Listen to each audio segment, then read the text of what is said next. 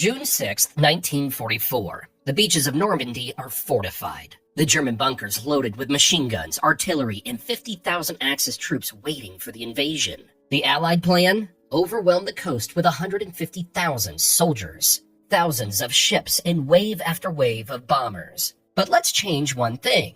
This time, in the middle of the operation, something appears. Not from the sea, not from the air, but from the future. A B-2 Spirit stealth bomber, with its pilot still inside. No backup, no modern support. Just one crew, one aircraft. Dropped straight into World War II.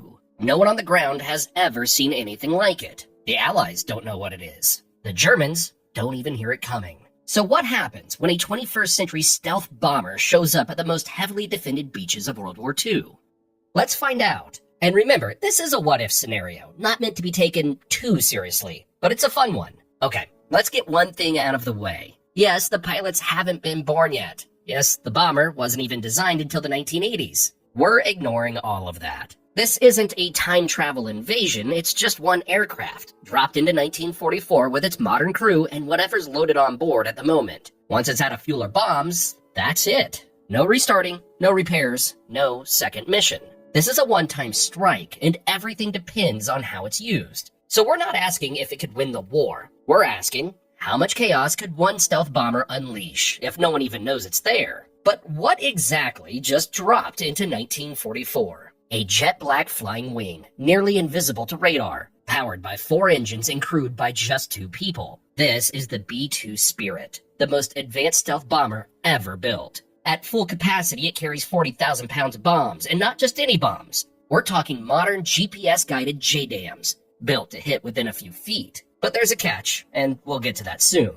It flies high, up to 50,000 feet, well beyond the reach of most World War II defenses, and cruises at 560 miles per hour. Fast, but not supersonic. It's not about speed, it's about being untouchable. The B-2 isn't a fighter. It has no guns, no missiles, no way to dogfight. It's built for one thing only: getting through defenses and erasing them from the map. Its range, over 6,000 nautical miles unrefueled, enough to circle Europe and head home. And while it is capable of carrying nukes, for this mission, we're sticking with conventional bombs only. So what happens when this ghost of the future arrives over Normandy, a day before the biggest amphibious invasion in history, and no one even knows to look up? Now, zoom in on Normandy, June 5th, 1944. The Germans are dug in. Over 50,000 troops are manning the Atlantic Wall along the French coast. They've spent years turning it into a fortress. Thousands of bunkers, machine gun nests, mortar pits, and artillery positions line the shore. Barbed wire stretches across the sand. Mines are hidden just below the surface,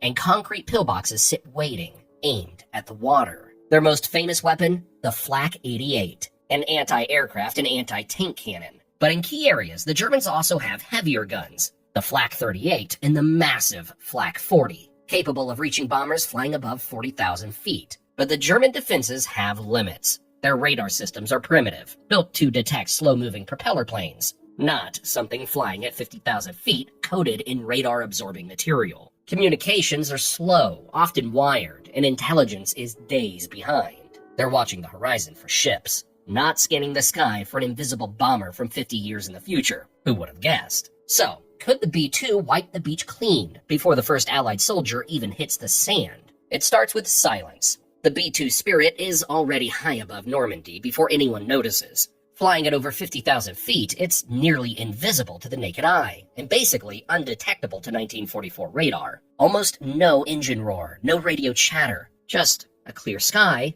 then explosions. JDAMs fall from the stratosphere, built for surgical precision. But that precision depends on GPS, and in 1944, there's no satellite network. If the crew preloaded coordinates before jumping through time, the bombs still hit. If not, they have to rely on internal inertial navigation and visual cues. Inertial navigation doesn't need satellites. It tracks movement and detection from a known starting point, like submarines or missiles without GPS. It's accurate over short distances. But visual targeting is another story. From 50,000 feet, even on a clear day, spotting bunkers or gun positions is difficult. And in bad weather or unfamiliar terrain, it's more of a guessing game. Some bombs will miss. Still, it's chaos below. Crucial gun nests vanish. Craters tear through concrete bunkers. Flak crews never get a chance to fire. Radios go silent. Officers disappear. The chain of command melts into panic. But the B-2 can't stay invisible forever. Its stealth buys time, not unlimited power.